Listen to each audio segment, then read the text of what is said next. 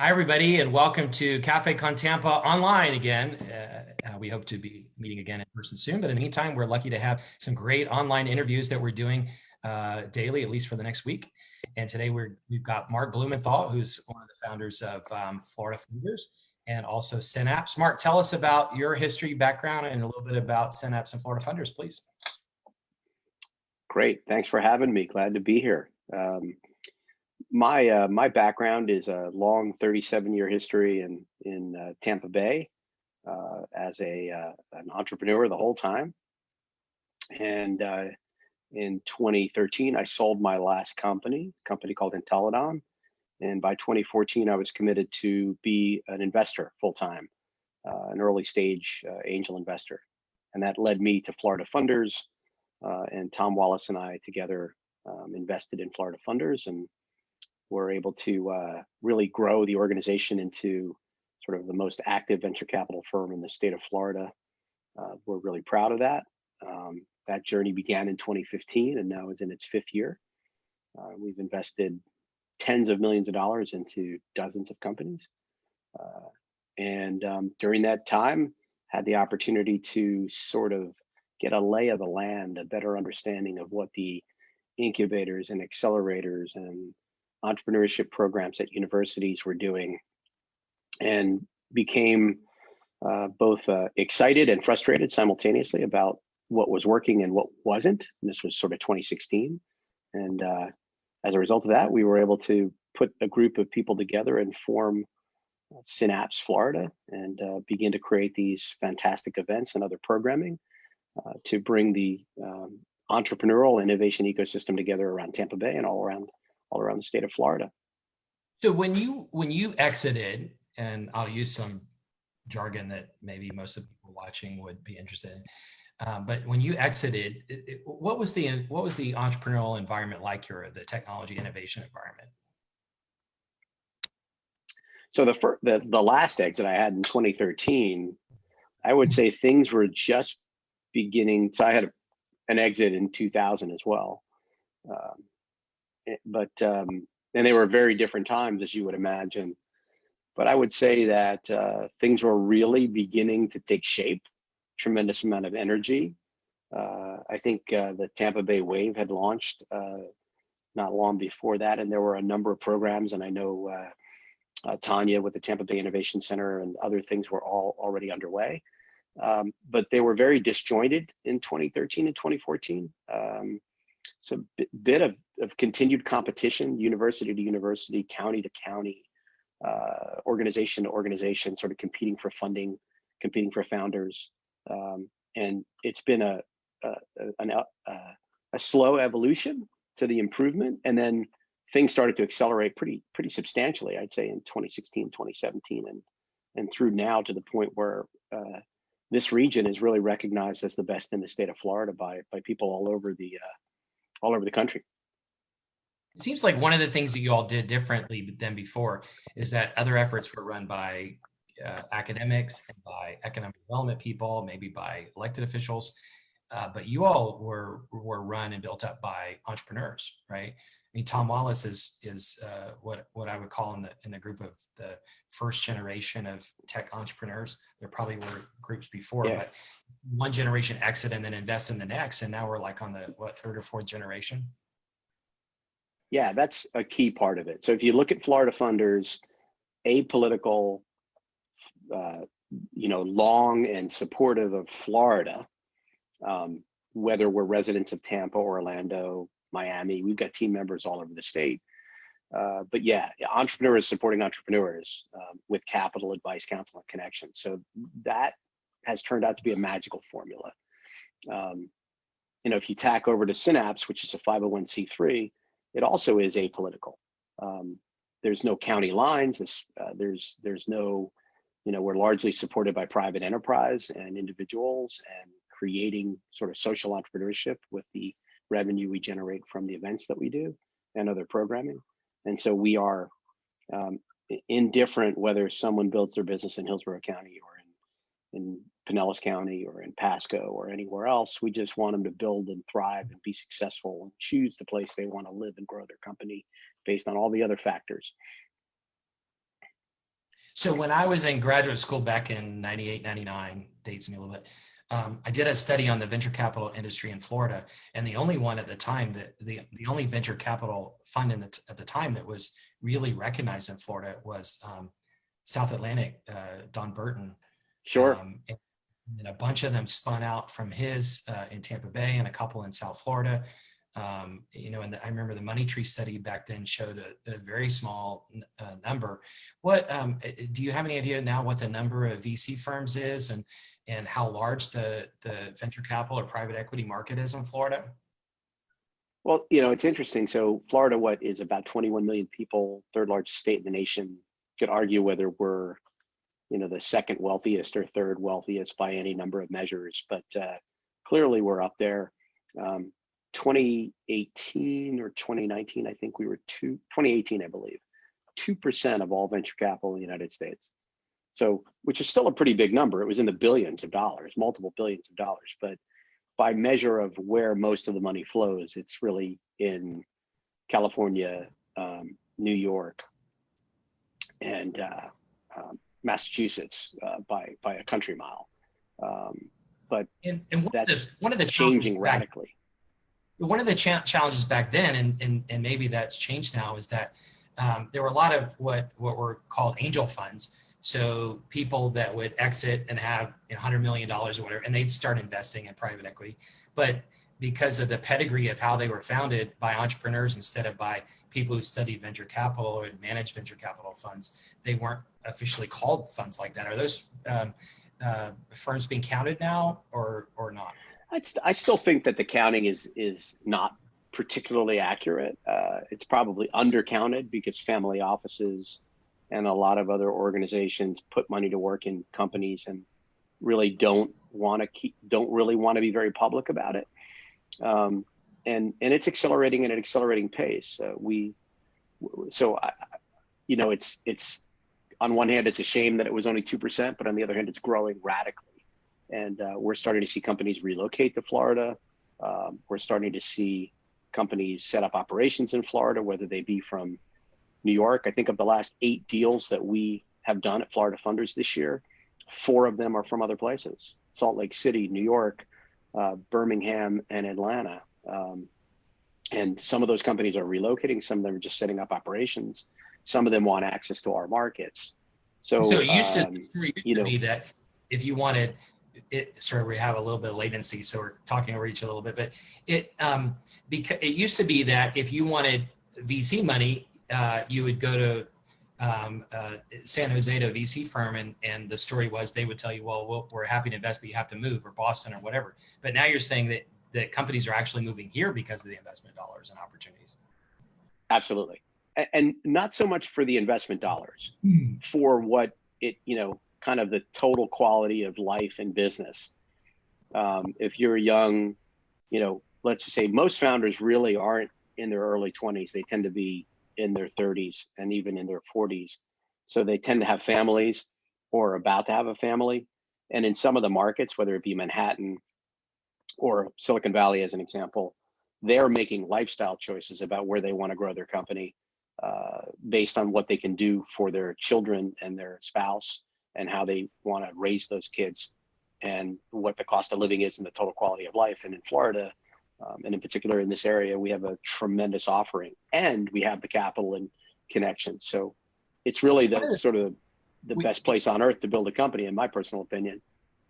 We did an event last year called the Mayor's Forum in the Arts, where Mayor Castor had about 650 people talking about the arts. And one of the speakers was from Agile Thought, one of the top people from there. They've since sold. But what he said was that there's a strong connection to the arts, that his best and brightest employees not only want to be in a city that has the arts, but their passion is the arts, and their real love is the arts. So they want to work in a community that allows them to interact with the art scene in a very connected way. Have you observed that too? Is the art scene an attribute that draws people here? Yes, albeit I think it's the tapestry of everything. It's housing and the nature of the city and the water and the weather and the tax climate. And when Tom and I got involved and decided to invest and build Florida Funders, it was because we were losing our best and brightest. And we didn't do that when we built our companies. We stayed here. We had no problem with capital and no problem with talent. That's completely shifted now. I'd like to think that we did our part, to change Florida from Sunshine State to Startup State. But that's been a movement that's happened, and now you can get capital anywhere. Clearly, you can get capital here. You build your company wherever you think you can build the best company and build the best life, and so we are now competing on what I would say is virtually a level playing field. So we had I know you're statewide, but in the Tampa Bay community, we had several big exits in the last few months. We had ConnectWise, FinTech, what's the other one? TriBridge. There are several that sold for either hundreds of millions or more than $1 billion. Yeah. Now, and I think at least two of them were connected to the USF College of Business and the data analytics program there. Can you tell us how important is it the research that's going on, and also what do you think will happen now that all this money, there's so many millionaires or billionaires that have been made in the last few months here? Well, so yeah, and it's actually been more than a few months, but like collectively, probably that is a window of a couple of years. Some of those happened more recently, like ConnectWise, which was I think a year ago, February. But yeah, many millionaires, I would say north of 100 millionaires, 77 from ConnectWise alone, and many of those people are investors with Florida Funders now. So we know that they're actively putting their talents and their capital to work. We know the university system, both as a research institution and as a producer of talent and programs, is doing their part. I know like ReliaQuest and KnowBe4, by example, have great programs for certification programs that they're working closely with the School of Business, the Muma College. We know that ConnectWise was a big hire out of the University of South Florida. Arnie Bellini was a graduate. It's where I met him back in the early 80s. And he's doing a lot of things to continue to support and give back to the university. So it's a virtuous circle of creating value and talent and capital and research. Yeah, and thank you for connecting the dots on some of those circles too. You and a bunch of others have really helped to do that. By the way, Café on Tampa style, if you have any questions, if you're watching on your phone, you can post underneath the feed. And if you are on a PC, you can post to the right. Tell us about international investment. Does Miami get much private equity investment internationally? And do we get any of it here or in Orlando? So, Tampa has distinct characteristics. Let me rephrase that. Florida has a lot of different characteristics associated with its markets. In many respects, our state is unique in that we have, 5 or 6 markets that companies grow and capital works in. And Miami or South Florida is a very different market than Tampa and Orlando. But there's a connection across the whole state. Clearly, there's a lot more international activity in Miami, in particular from Latin America, both investment and companies coming and doing business from and with Latin America. I would say that in Central Florida, you're seeing a little more European and Israeli companies working closely and coming and setting up U.S. operations here, investing, collaborating. The Space Coast, the deep technology in the center of the state tends to drive a lot. Some of the medical technology companies, we work closely with Florida Israeli Business Accelerator, FIBA, and have invested in companies that are here now doing things in health tech. So there's a lot of big international connection, both for companies that want access to the Florida market for consumers and customers and businesses, as well as capital. You were kind of going around the state talking about different things happening. We've got at least one person watching from Jacksonville. What's happening with the startup technology scene in Jacksonville right now? So Jacksonville is a fascinating place. They've really come a long way from where they were just 4 or 5 years ago. There's a great startup community. There's some great funds like PS27. There's the chamber and the mayor and the economic development organizations are really aligned and doing a lot of good programming. You've got the Mayo Clinic up there with phenomenal campus and innovation center, just a number of great things going on. And the Space Coast, it really is interesting, the Jacksport and connectivity to all of the activity on the Space Coast is really impacting Jacksonville in a very positive way. And they already have a fintech center and an insurance tech center already because of the plethora of headquartered companies or pretty big operations. Say Guidewell, Florida Blue is up there, and a number of other organizations use Jacksonville as its center. So good things happening in Jacksonville. So you've been around the tech scene for a long time here in Tampa Bay. What else do you think we need here? If you could just wave a wand and make something happen, what do you think we need to be able to grow our entrepreneur scene here? I think that it's ultimately the continued connectivity. The word venture capital or private equity is a big word, but it really is a nuanced and very staged category. And so you have pre-seed, so ideation and concept prior to companies having a minimally viable product, and prior to really forming the team. Capital needs to be infused at that point. Oftentimes that's friends and family. And then you have seed capital prior to them having revenue or when they want to get a little bit of traction. And those are the things that need to be brought to bear, along with then kind of full seed stage, A round, B round. And I think that once a company reaches some degree of critical mass and they've got a team and they've got traction, maybe their first $500,000 or $1 million in revenue, it tends to be a little easier to raise capital. It's before that's a problem. And as you would imagine, they're usually born earlier than $1 million of revenue or 500,000. So I say the more angel investors and the more funds from here and from outside the area that organize and launch these businesses and support them in the early days, the more successful and thriving our various innovation ecosystems and entrepreneurship programs around the state will become. That makes sense. One of the things we used to say is that there are a lot of very wealthy people around Florida, especially in Tampa Bay, and they're not all likely to invest in technology companies or startup because that's not how they made their money. The growth engine of Florida has always been growth in real estate, to some extent agricultural and tourism. Do you see that challenge still, or have most of the big investors made a turn and are interested in investing in startups and private equity? Well, so we see a lot of progress, and in particular at Florida Funders, we have 1,500 individual accredited investors on our platform who can invest, and nearly a third of them have invested. Many of those people are those same people who made their money in real estate or car dealerships or construction or manufacturing, whatever. But it's a process. If you gained your wealth in real estate, you have a propensity to continue to invest in real estate.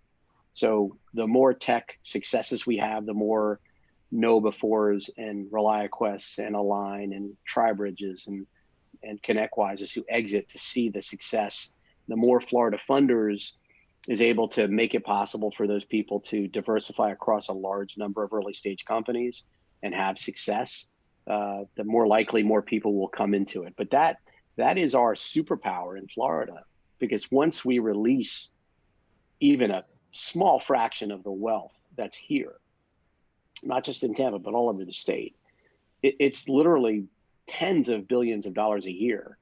And you're talking about people who would just be investing, single digit percentages of their investable net worth. So that's really what we see happening over time. So I'll take a break real fast to say that thank you all for watching. And if you have any questions, please post them either below the feed or to the right of the feed, depending on where you're watching. And we're happy to ask them. Can you tell us about Florida Funders first? You helped build two statewide organizations in a way that others before you weren't able to do it. As you said, the state's very unique. We've got all these different ecosystems, but you've been able to build two organizations that cross the state. Tell us about Florida Funders first, and then we'll get to Synapse. So Florida Funders, the goal really was we we wanted to really change the dynamic in the state of Florida. And we were always a believer in the state, and always a believer that these walled gardens that used to exist, and to a certain extent with certain economic development organizations have to exist, right? That tend to be in these 67 counties across the state, would don't talent and money and return on investment and entrepreneurs and customers don't care about county lines. So, our thesis has always been Florida. And so we were purposeful in hiring people, looking for deal flow, going to events, and finding investors all over the state.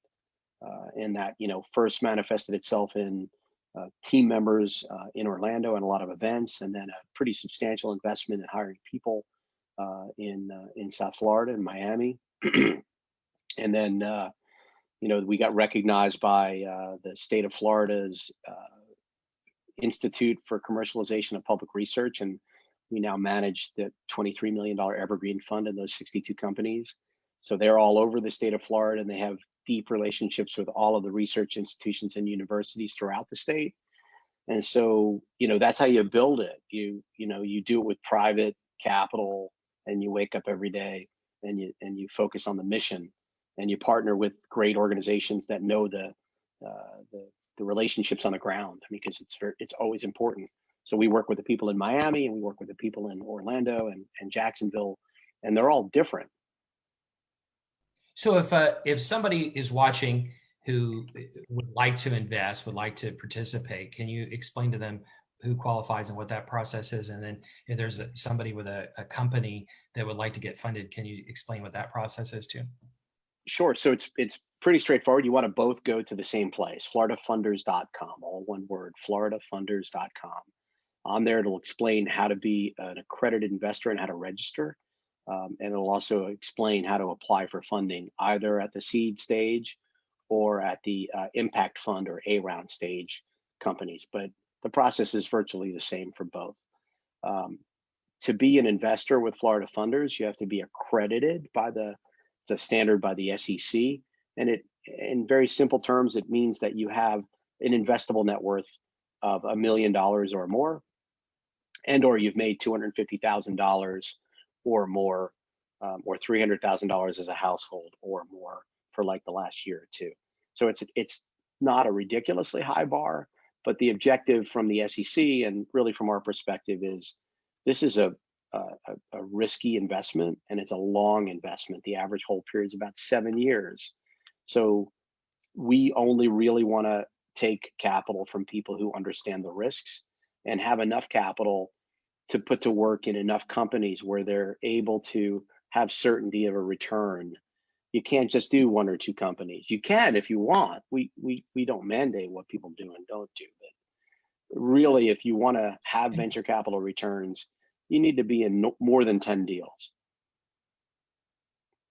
Do you, yeah, because I Does think that the make old sense? rule anyway was that, yeah, the old rule was that out of 10, you'd lose money on 3 or 4, and you'd maybe break even on 3 or 4, and then hopefully you'd hit a home run on 1 or 2. Is that still ratio, or is it?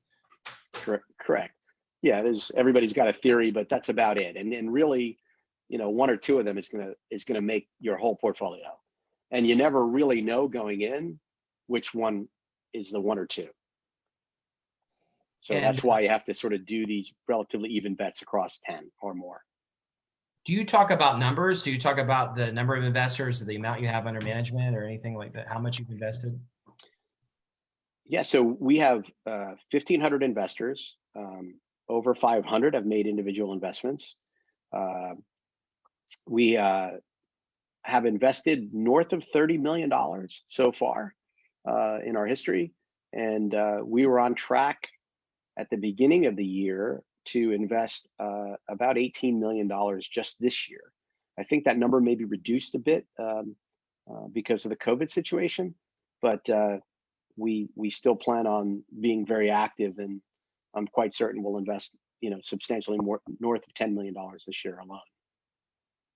My memory probably is not exactly right, but if I remember the PwC Money Tree survey back in 1999, I think we had about 40 million in total venture capital investing in the state, and I think Boston had like 800 million, and Yeah. And California had more than a billion, and now you're saying that we're over a billion, right, for all of Florida. And so Oh, over two. Yeah. what you're investing now is more than is as much or more as all the venture capital investment 20 years ago. Yeah. And what's interesting is some of that really isn't venture. Some of it's private equity. You know, what Don Burton was doing in many respects, Don and Dick Brandewee and some of those great guys were the, fathers of private equity here. They did a spectacular job, but and the people who came out of that are Stonehenge and Ballast Point and so many others. But much of what was done back then were just later stage companies, companies that had earnings and scale. And venture tends to be a little earlier, at least the early stage venture that we're in. So yeah, it's accelerating at an accelerating pace, and it's exciting. Yeah, thank you for adding to that. You won't My recognize last this call for any, place 5 years from now. yeah, great. Last call for any questions anybody has from the public. I'll ask you also, tell us about Synapse then. It's another statewide organization you've built, and it's all about the connectivity, right? Yeah, we organized around the principle that there are these, if you refer to the community or the ecosystem, there were all these ecosystems, both that were geographic in nature, technology based in nature, industry based in nature, and they oftentimes existed and never interacted.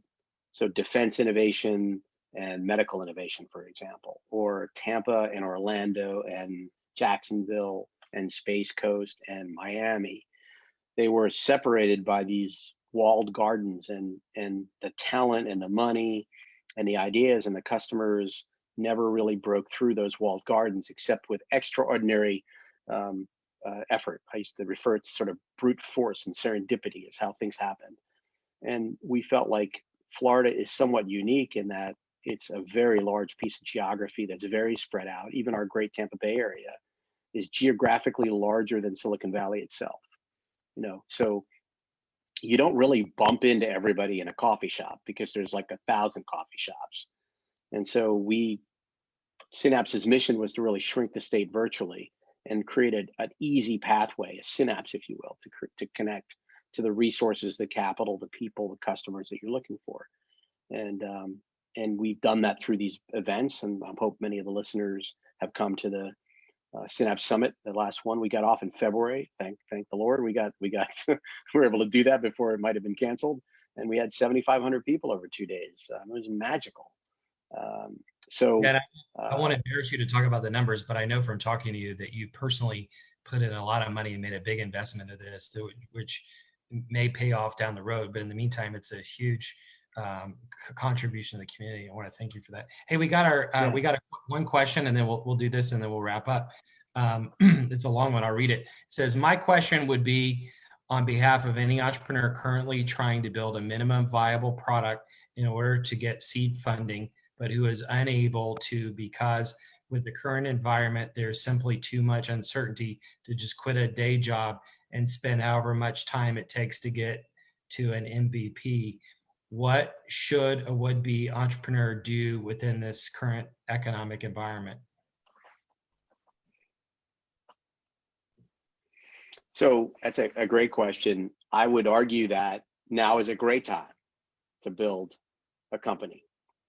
Some of the best companies, some of the most well-known companies were really born during the last crisis in 7 and 8 and 9, 7, 8 and 9.